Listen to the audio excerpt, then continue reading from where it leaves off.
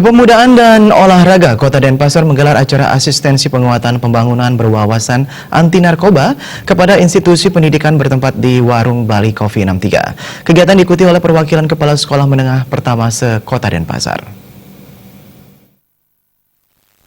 Kepala BNN Kota Denpasar Wayan Gede Suwahyu mengatakan geografis negara Indonesia kepulauan menjadi sasaran empuk bagi penyelundupan barang narkoba.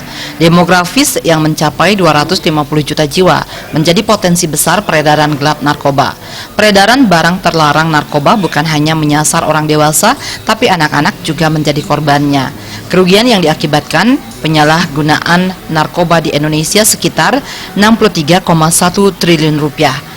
Persentase pengguna di Indonesia yakni pelajar 27,32%, pekerja 50,34%, dan tidak bekerja 22,34%.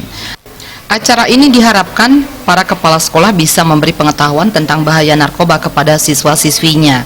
Caranya dengan secara mandiri memberitahu kepada anak-anak didiknya untuk menjauhi narkoba. Paling penting adalah peran dari guru untuk menyampaikan kepada anak didiknya untuk tidak terjerumus pada penyalahgunaan narkoba. BNN Kota Denpasar telah menyampaikan agar satu kurikulum terintegrasi dengan materi yang berkenaan dengan narkoba.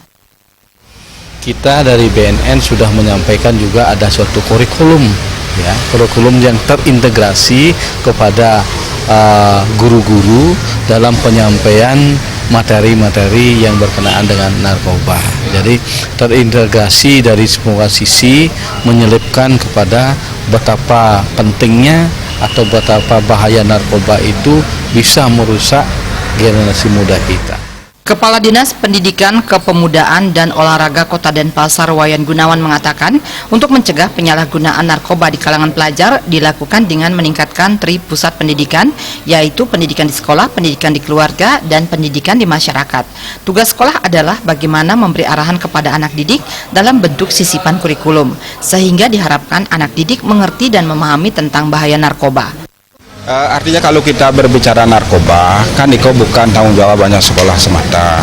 Tadi sudah saya sampaikan yang menjadi tanggung jawab itu adalah pemerintah, kemudian masyarakat, dan terutama keluarga yang paling penting.